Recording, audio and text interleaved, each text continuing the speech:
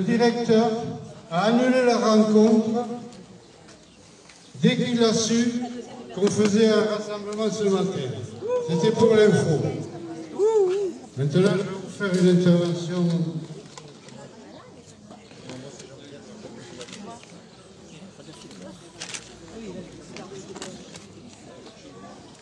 Avant de rentrer dans le vif du sujet, il est important d'évoquer le contexte de la situation de l'hôpital de Bagnères. Pourquoi avoir créé une association citoyenne de défense de notre hôpital de proximité? Depuis de nombreuses années, cet établissement a connu une série de diminutions progressives d'activité, à commencer par la fermeture du service de chirurgie, pourtant refait à neuf dans les années 90. Petit à petit, le centre de rééducation a vu le nombre de lits, au gré des années, se fermer, passant de 220 lits en 2009 à 142 lits aujourd'hui. En contrepartie, un hôpital de jour a été mis en place, mais sans compenser réellement la capacité de soins pour les plus handicapés. Des transformations de lits s'opèrent régulièrement entre la médecine et la partie soins de suite en gérontologie. Entre 2014 et 2020, l'hôpital a perdu l'équivalent d'une quarantaine de personnels à temps plein et la crise sanitaire, comme vous le savez toutes et tous, n'a pas aidé à arranger cette situation. En 2021, des événements inquiétants se sont enchaînés. Le service des urgences a fermé la nuit. Ce devait être provisoire, mais au final, les urgences ont bien été fermées définitivement la nuit en pleine pandémie.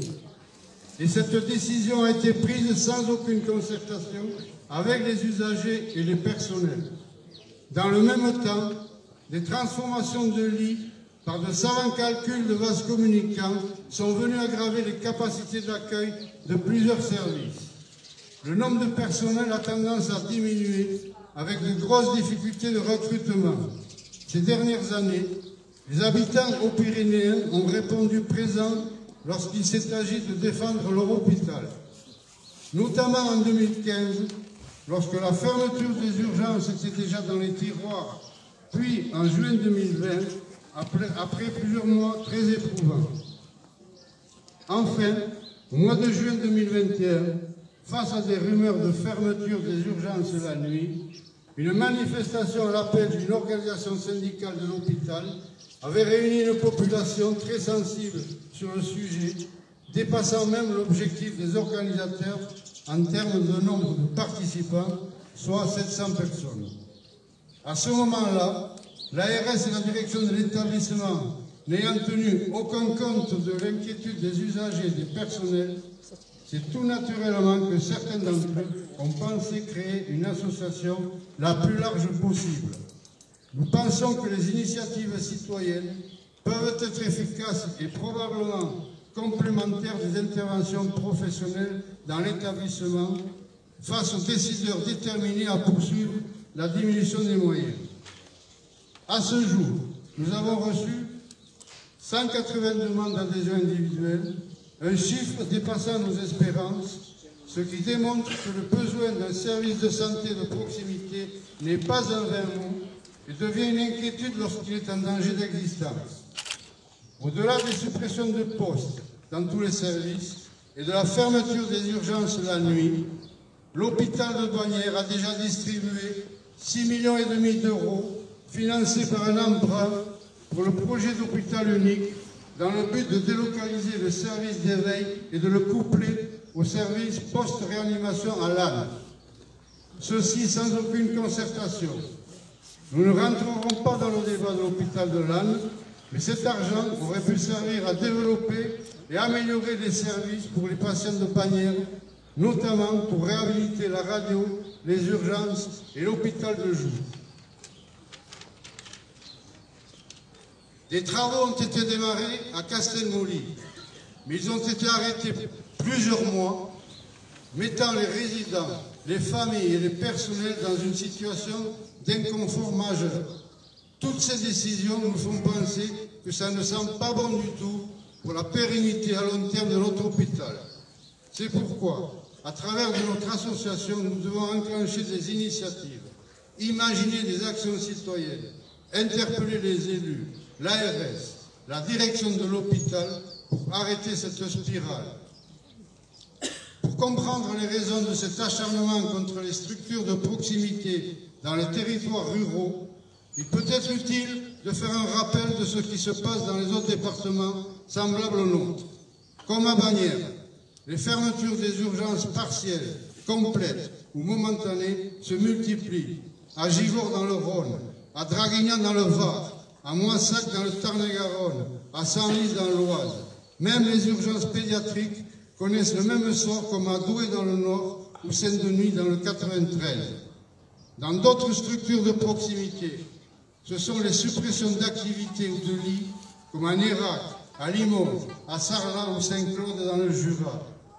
Nous venons d'apprendre que l'hôpital Bichat à Paris et l'hôpital Beaujon à Clichy vont fermer pour les remplacer par la construction d'un gigantesque hôpital à Saint-Ouen avec moins 400 lits et moins 1000 postes environ selon certaines sources. La liste est loin d'être complète. Ce ne sont que des exemples montrant que la volonté de diminuer les dépenses publiques, y compris dans la santé, conduisent à des situations compliquées, surtout pour les populations rurales ou semi-urbaines. Comme à Bagnères, ces fermetures ont souvent été matérialisées par une affichette A4 apposée à l'entrée de l'établissement. Bravo pour la concertation et le manque de respect des usagers. Au final, ce sont plus de 80 000 lits d'hospitalisation complète, 240 maternités, 95 services d'urgence qui ont été supprimés ces 20 dernières années. Plus récemment, 17 800 lits supprimés durant ce quinquennat, avec 5 700 lits supprimés en 2020 en pleine pandémie. Ce qui veut dire que la crise sanitaire n'a pas fait bouger les lignes et qu'il s'agit d'une volonté délibérée de transformer la santé publique dans une logique financière. On nous explique en haut lieu que ces fermetures sont liées aux difficultés de recruter des personnels médicaux. À qui la faute? Cette année, dans les facultés de médecine, environ 10 000 places ouvertes pour les futurs médecins, c'est-à-dire le même nombre qu'au milieu des années 70, avec à ce moment-là une population de 20% inférieure et bien plus jeune qu'aujourd'hui. Pour les écoles d'infirmières, c'est la même chose. 2500 places supplémentaires ont été créées en 2021, alors qu'il en faudrait 10 fois plus selon une étude. À qui la faute si les personnels soignants, en très grande difficulté pour exercer leurs tâches dans de bonnes conditions, quittent le métier? Et cette situation amplifiée pendant la crise sanitaire était déjà là bien avant. Une foule d'experts nous propose des solutions toutes plus bancales les unes que les autres, comme par exemple des cabines d'examen connectées dans les supermarchés, et ça existe, ou des consultations de télémédecine. Ok pour le modernisme, mais la déshumanisation est-elle une solution? La relation humaine, la prise en charge physique est primordiale chez les patients que nous sommes. On ne gère pas la santé comme une entreprise commerciale. Revenons à nos affaires bagnéraises, qui sont la copie conforme des exemples que je viens de citer.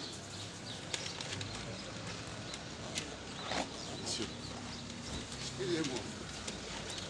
Comment imaginer, avec une diminution des moyens hospitaliers à Bagnères, ou une fermeture des urgences la nuit, la prise en charge à Tarbes d'usagers domiciliés pour certains, au fin fond des baronnies ou de pailloles en hiver, sur des routes parfois enneigées?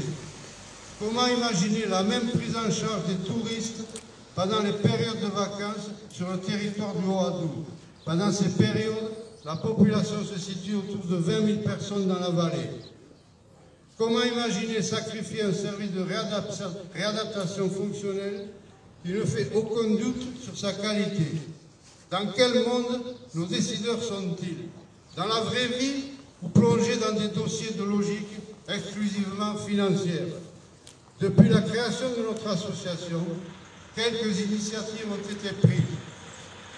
Distribution d'un tract sur le marché pour sensibiliser l'usager. Une lettre ouverte à tous les maires de la communauté de communes et au président de celle-ci est expédiée. Une demande de rencontre avec le directeur de l'hôpital de Tarbes, faisant office de directeur de Bagnères. On connaît la suite ce matin. Il faut savoir que ce même directeur de Tarbes s'occupe de celui de Bagnères une demi-journée par semaine. Cela montre l'intérêt qu'il porte à notre hôpital de proximité et qui lui fait penser que la fin n'est peut-être pas si loin que ça. Comme vous devez le savoir par les communiqués de presse, nos exigences sont claires. Stopper les suppressions de postes et de lits dans tous les services pour revenir au maintien des urgences 24 heures sur 24, revaloriser et promouvoir la rééducation fonctionnelle qui risque de déménager à l'âne, maintenir le service radio-échographie, rendre le service cardiologie pérenne, nommer un véritable directeur et une équipe dirigeante à temps plein sur l'établissement. Pour avoir une chance de réussite et satisfaire nos exigences, nous comptons sur vous et sur le plus grand nombre d'usagers de la vallée pour arrêter cette logique de diminution des moyens hospitaliers de proximité au profit des grands établissements devenant des usines médicales. Par des initiatives fortes, nous restons persuadés que la logique des ARS peut s'inverser. Une des propositions du moment demeure le retour des urgences 24 heures sur 24 et revoir peut-être le territoire concerné jusqu'à Montgaillard, voire plus loin, afin de désengorger les urgences de Tarbes. Peut-être qu'une pétition dans ce sens sur toute la ville et les environs pourrait constituer la première initiative. Elle a déjà commencé.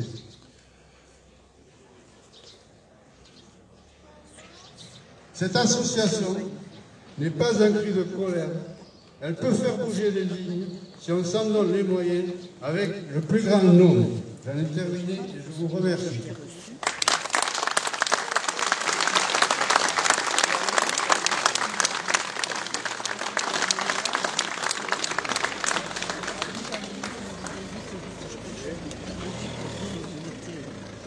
On va aller.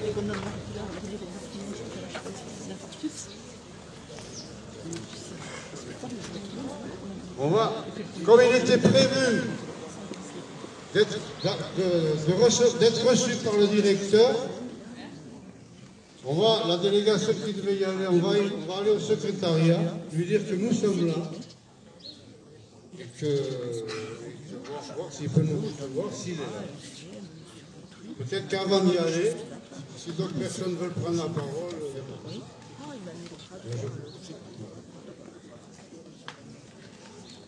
Nous voyons qu'il y a M. Casabas qui est là.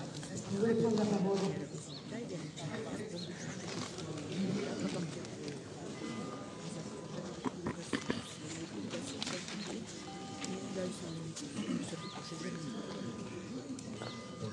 Bonjour à tous. Vous savez, je ne fais des choix de la politique sans savoir. Mon engagement. On n'entend pas.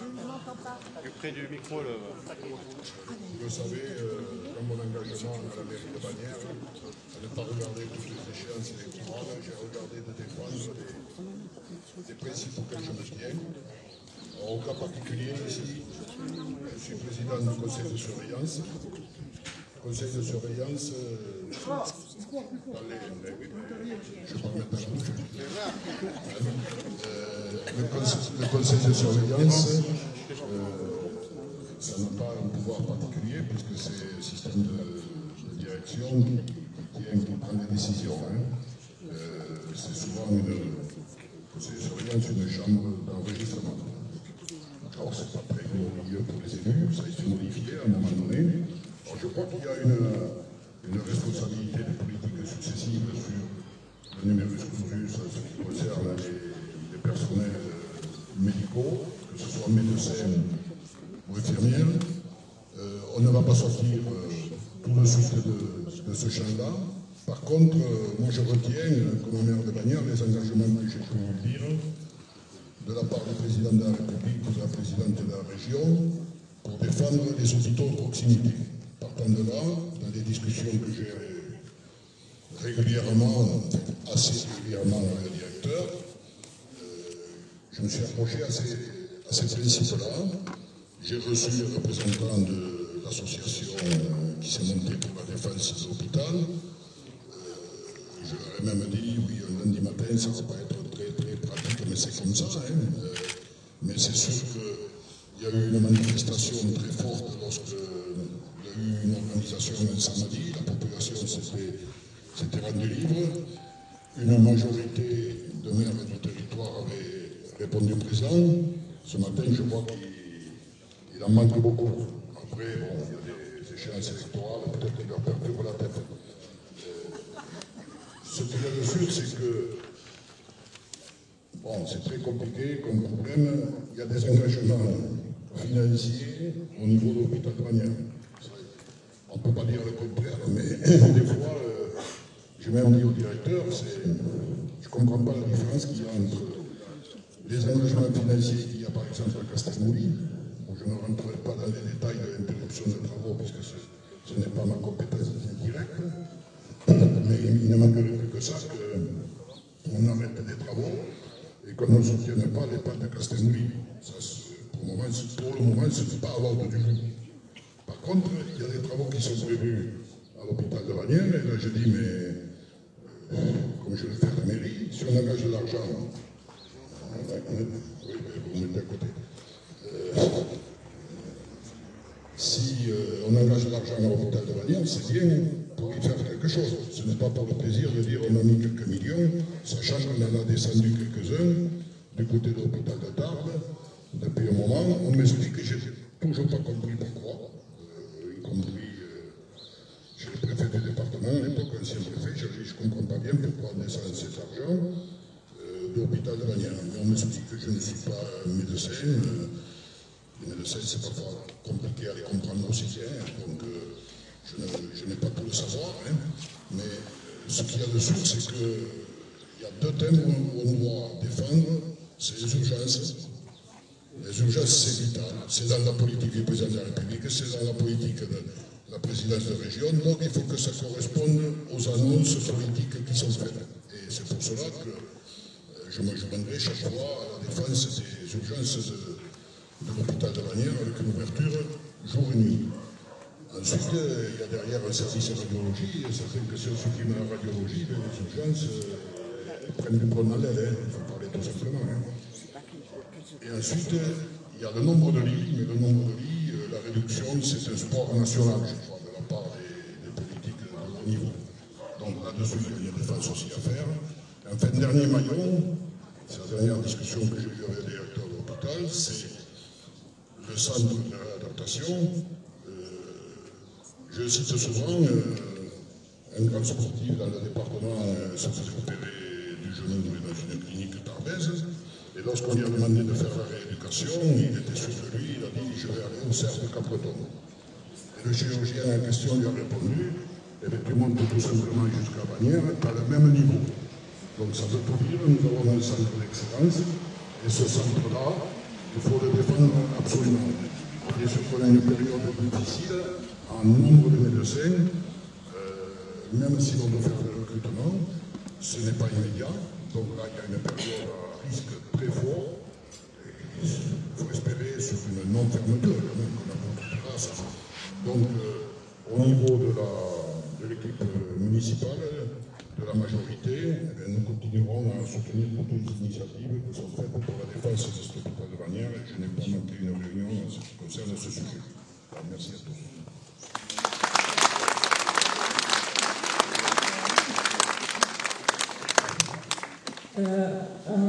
On tient à remercier les Bagnérais qui sont venus, les gens du Haut-Adour. Voilà, on sait que ça sera le nombre qui pourra faire poids par rapport à ce qui risque d'arriver. Il faut à tout prix qu'on continue de se battre, il faut à tout prix être là.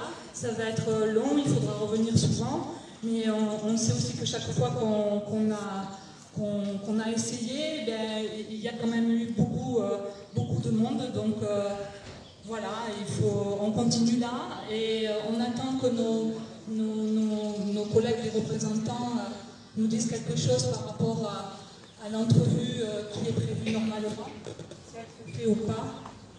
Et voilà, ça ressort. Voilà. Et je remercie aussi mes collègues de l'hôpital qui sont là, et malgré tout ce qu'on vit et tout ce qu'on subit.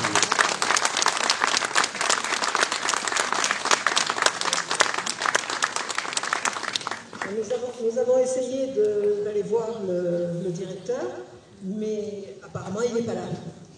Lui non plus. Ah, Il a fui. Courage, fuyons. Donc nous reviendrons le voir, j'espère en force, j'espère que vous reviendrez, qu'on aille tous, pas tous rentrer dans le bureau, mais enfin qu'on se fasse entendre sur nos revendications.